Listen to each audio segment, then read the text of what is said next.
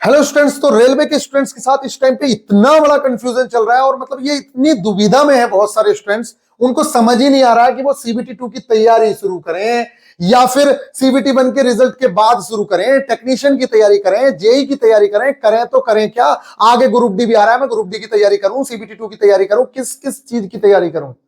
Guys, अगर आप सही टाइम पे इस कंफ्यूजन से दूर नहीं निकले या आपको एक बेस्ट सॉल्यूशन नहीं मिला तो निश्चित तौर से आप कहीं ना कहीं हो सकता है कि जो सिलेक्शन की दौड़ है उससे पीछे रह जाओ। इसलिए आप लोगों को समझना होगा। और एक तरफ टीचर्स डरा रहे हैं कि भैया बहुत बड़ा सिलेबस है, ये है वो है, मतलब हर तरीके की चीजें बच्चे के दिमाग पे है। और मैं आप लोगों को कह रहा हूं, आपकी जगह अगर मैं होता ना या कोई टीचर भी होता ना तो सच में वो भी कंफ्यूज ही होता। लेकिन अगर आपके पास एक प्रॉपर गाइडेंस होगी, आपको पता होगा कि मेरे लिए क्या सही है, मुझे किस तरीके से चीजों को लेकर चलना चाहिए, तो थोड़ी सी चीजें सरल हो जाएंगी। आज उसी पे मैं बात करने वाला हूं। आखिरकार एएलपी सीबीटी 2 कब हो जाएगा, यानी कि सीबीटी 1 का रिजल्ट कब आएगा, उसके बाद हम लोग तैयारी स्टार्ट करें या अभी से हम लोगों को तैयारी स्टार्ट कर देनी चाहिए? तो गाइस, जैसे कि आप लोगों को पता है कि आज हो चुकी है लगभग 10 दिसंबर होगी शायद, 10 दिसंबर आप लोगों का हो चुका है। और 10 दिसंबर तक तो आप लोगों की आंसर की का ही था। ये सारे के सारे ऑब्जेक्शंस टीसीएस के पास चले गए हैं। अगले 3 से 4 दिन के अंदर, लगभग 5 दिन के अंदर आप लोगों की जो आंसर की है रिवाइज्ड वाली वो आ जाएगी। देखिए, रेलवे को इस चीज से कोई लेना देना नहीं। आप ये मत समझिएगा, कुछ लोगों को ये लग रहा है कि आंसर की आएगी, फिर ये होगा, फिर रिजल्ट आएगा। वो सारे प्रोसेस एक तरफ चल रहे हैं और पैरेलल में सीबीटी 2 की भी तैयारी चल रही है। इसलिए आप इस भुलाए में बिल्कुल भी ना रह जाना कि भैया रिजल्ट आएगा फिर उसके बाद मुझे 2 महीने का 4 महीने का समय मिलेगा तब मैं तैयारी करूंगा। रेलवे पहले ही बोलेगा कि हमने आपको सारा शेड्यूल ऑलरेडी दे रखा है। पहले के जो एग्जाम्स थे उनमें 5-5 साल बाद वैकेंसीज आती थी, इस बार हर साल वैकेंसीज की बात हुई है। तो गाइज, निश्चित तौर से आप ये मान के चलिए कि जैसे नवंबर में आप लोगों का एग्जाम एंड हुआ, नवंबर में आप लोगों का एग्जाम एंड हुआ, उसके बाद आप लोगों की जो आंसर की अभी जारी हुई 10 तक, आप लोग क्या कर पा रहे हैं? 10 दिसंबर तक आप लोगों का ऑब्जेक्शन रेज करना था। मान लेते हैं 15 दिसंबर तक दोबारा से आंसर की आ गई या एक हफ्ते के अंदर आंसर की आ गई। तो जब सारी चीजें सॉर्ट आउट हो गई तो रिजल्ट कंप्यूटराइज्ड होते हैं। जैसे आप लोगों को रैंक गुरुजी ने रिजल्ट बना के दे दिया, तो आप टीसीएस को ये मत समझिए कि उसे रिजल्ट बनाने में बहुत टाइम लगेगा। हाँ, कैटेगरी वाइज, बोर्ड वाइज वो सारी चीजें हैं, लेकिन ये सब चीजें सिस्टमेटिक वे में होती हैं। इतनी बड़ी कंपनी है, खेल मत समझिए। वो बहुत बहुत ज्यादा कॉम्प्लेक्स चीजों पे काम करते हैं। बड़े आराम से वो लोग रिजल्ट बना सकते हैं विद इन अ वीक भी। लेकिन उम्मीदें जो हैं वो मैं आप लोगों को बताऊं तो गाइज, आप लोगों का जो रिजल्ट है मेरे अकॉर्डिंग, सबसे पहले तो मैं बता देता हूं कि रिवाइज आंसर की आप लोगों की विद इन अ वीक या 4-5 दिन के अंदर आ रही है। उसके बाद रिजल्ट जो है दिसंबर में पूरी तरीके से आप ये मान के चलिए कि दिसंबर में आप लोगों के पास रिजल्ट आ जाएगा, और वो भी 20-25 के आसपास आप लोगों का रिजल्ट आ रहा है। और उसके बाद अगर आप ये सोचते हैं कि रिजल्ट के बाद में तैयारी स्टार्ट करूंगा, तो मुझे नहीं लगता है कि ये उचित डिसीजन होगा। या फिर कोई टेक्नीशियन वाला स्टूडेंट ये सोचता है कि मैं टेक्नीशियन का एग्जाम देने के बाद सीबीटी 2 की तैयारी में लगूंगा, तो डिसीजन आपका ठीक है, क्योंकि टेक्नीशियन की भी बहुत बड़ी वैकेंसी है और अच्छा खासा आप लोगों के पास अपॉर्चुनिटी है। सिर्फ एक एग्जाम से काम हो जाएगा, यहां तो मेडिकल है, दुनिया भर की चीजें। निश्चित तौर से इस टाइम पे आपको सीबीटी किसके, अपने जो टेक्नीशियन का सीबीटी 1 है या सीबीटी है फाइनल, उस चीज पे आप लोगों को फोकस करना चाहिए। लेकिन एक चीज का ध्यान रखते हुए, वो चीज मैं आप लोगों को दिखाता हूं। यहां पे आप एक चीज देखेंगे, एक बार सिलेबस पे हम लोग थोड़ी सी नजर डालेंगे। ये तो ऑफिशियल सिलेबस था। ये चीज देख रहे हो आप लोग, आप लोगों को भ्रमित किया जा रहा है सिर्फ ईडी और इसके नाम पे। इतना बड़ा कोई सिलेबस भी नहीं है। मैं एक बार इसका सिलेबस कंप्लीट भी करवा चुका हूं अपने बच्चों को।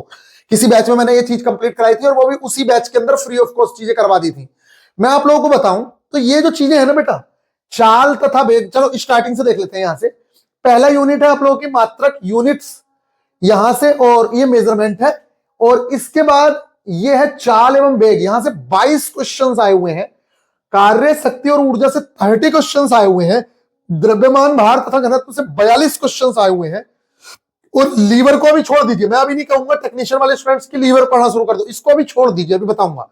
हीट एंड टेम्परेचर को भी पूरी तरीके से छोड़ दीजिए। लेकिन आप एक बात बताइए, क्या आप ऐसा नहीं कर सकते हो इस टाइम पे, अगर आपका टेक्नीशियन का भी एग्जाम है तो मेरी सलाह ये नहीं होगी कि आप जो ये बेसिक इलेक्ट्रिसिटी वाला पार्ट है एनसीईआरटी का, या उससे ऊपर का भी थोड़ा सा, इस चीज को आप इतना अच्छा कर लो इस टाइम पे कि आपको उस टाइम पे जब आप सीबीटी 2 के लिए पढ़ो तो इतना ज्यादा ना पढ़ना पड़े। क्योंकि ये जो सिलेबस है ये ऑलरेडी जो आपका 10th की एनसीईआरटी है उसका 12वां चैप्टर और 13वां चैप्टर आप लोगों के सिलेबस में, और बहुत ज्यादा क्वेश्चंस टेक्नीशियन में वहां से आने वाले हैं।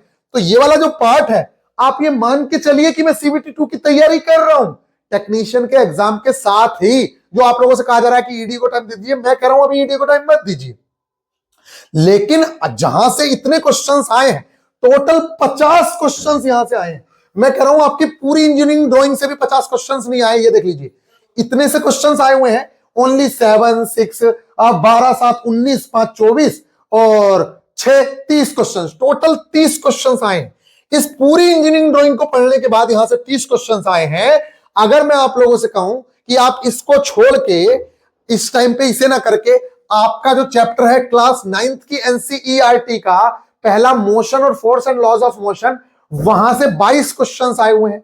आप लोगों को लग रहा होगा कि नहीं नहीं नहीं नहीं इतने क्वेश्चंस नहीं।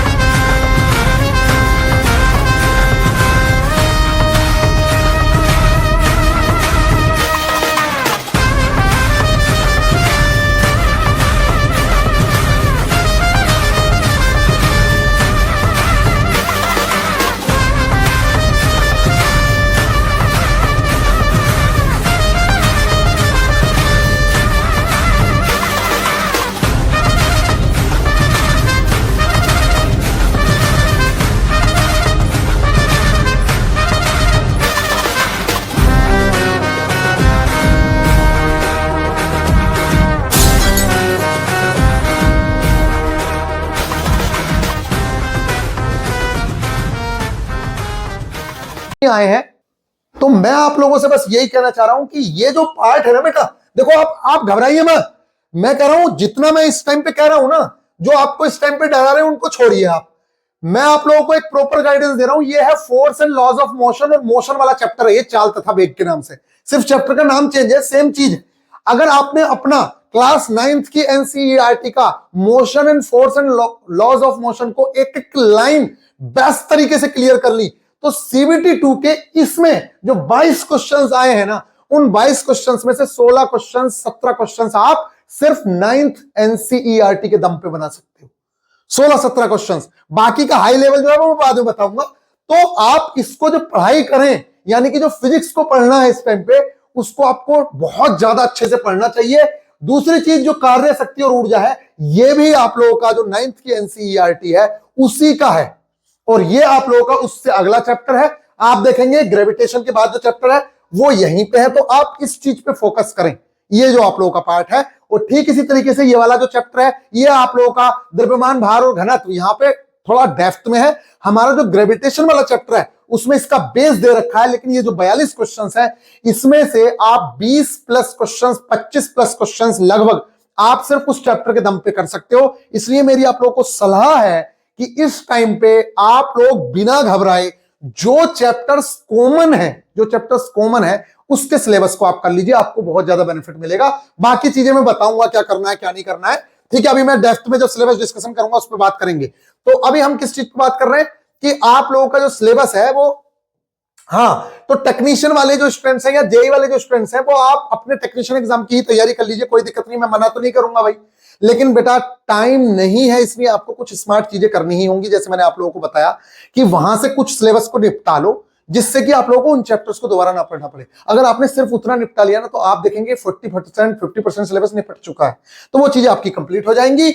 बात कर लेते हैं कि आप लोगों का जो सीबीटी 2 है उसमें आप लोगों को पता है 40-50 नंबर का भी वो स्पष्ट नहीं किया है, वो आप लोगों को पता ही होगा, मैं बता चुका हूं। फिर भी कितने नंबर वाले लड़के जो हैं वो तैयारी कर सकते हैं। अच्छा, रिजल्ट की बात कर लेते हैं एक बार। आंसर की मैंने आप लोगों को बताया कि अभी 10 दिसंबर के बाद से लगभग एक हफ्ता मान लीजिए आप, ठीक है, एक हफ्ता मान लीजिए, इसके बाद आप लोगों की आंसर की आ जाएगी।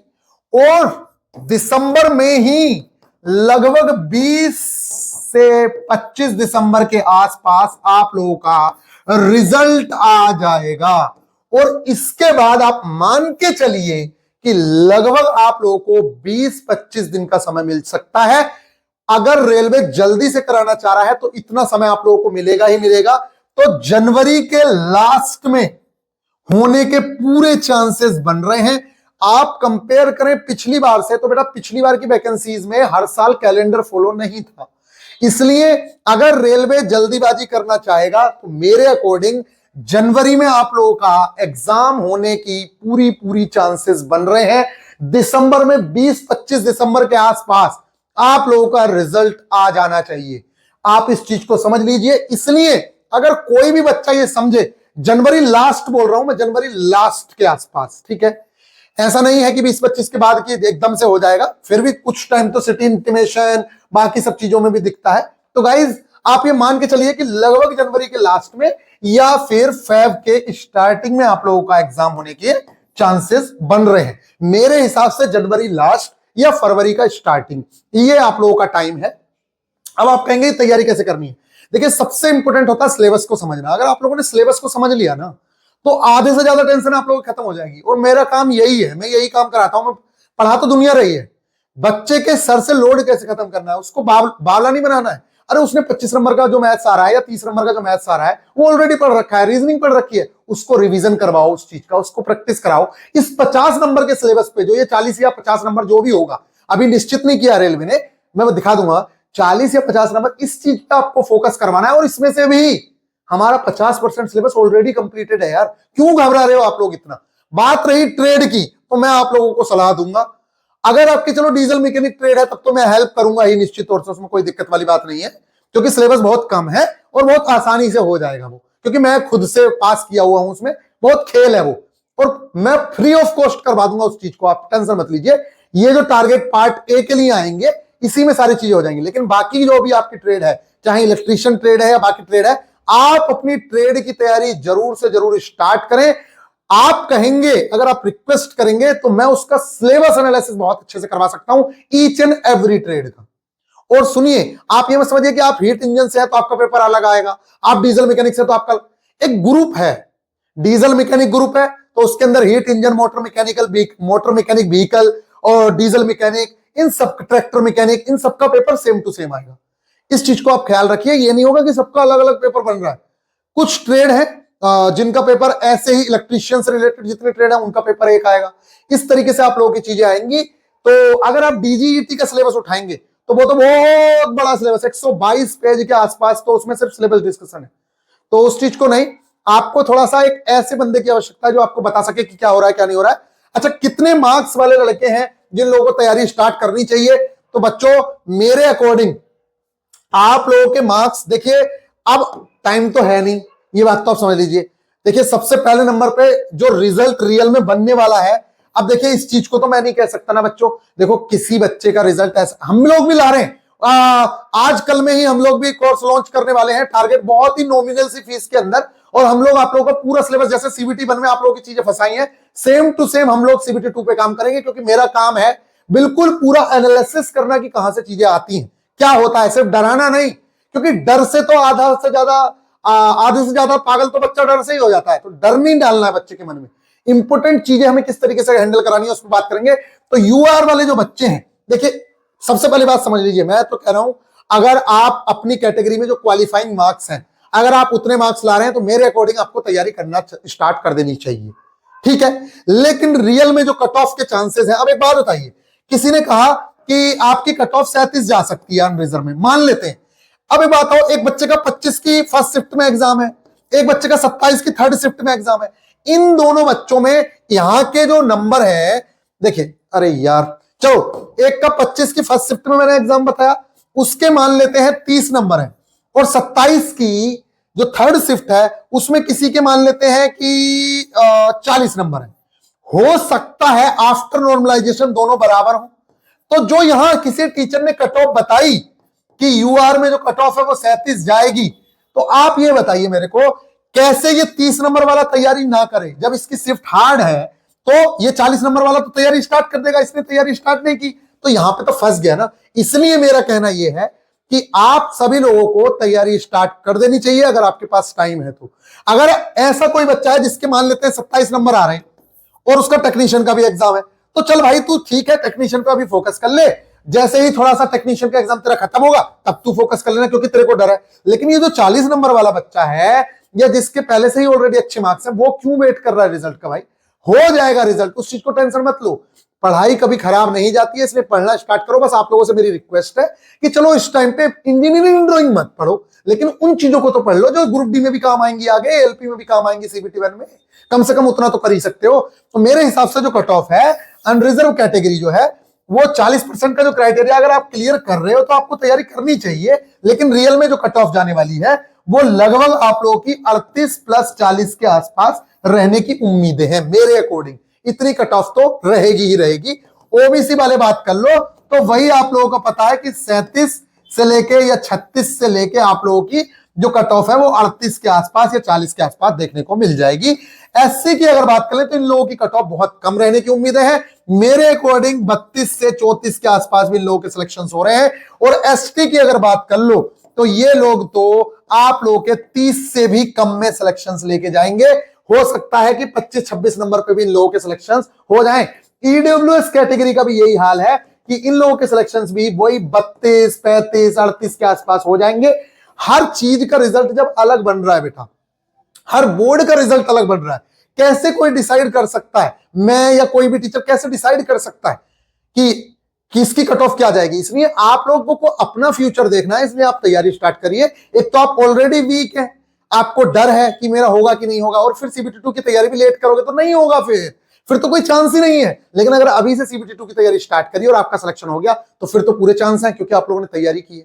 गाइस इस चीज का आप लोग ख्याल रखें, मेरे अकॉर्डिंग ये है। बाकी बात कर लेते हैं सीबीटी 2 का कोर्स कब आ रहा है, क्या है। तो गाइस हमारी पूरी तैयारी है, हम लोग तो पूरी तरीके से रेडी हो चुके हैं। ये देख लीजिए हमने अपने पूरे बैनर उनर रेडी हो गए। बहुत जल्दी एप्लीकेशन पे वीआईपी गुरुजी ऑफिशियल एप्लीकेशन पे आप लोगों की जो फी है, सारी चीजें हैं वो फ्लैश होने लग जाएंगी कल परसों में ही। अगर आप लोग चाहेंगे तो डीजल मैकेनिक के लिए हम लोग स्पेशल स्ट्रेटजी सब कुछ हेल्प कर सकते हैं डीजल मैकेनिक वाले बच्चों के लिए, क्योंकि मैंने खुद ने दिया है और मेरी जिसमें एक्सपर्टीज है मैं उन्हीं चीजों पे आप लोगों को हेल्प कर सकता हूं।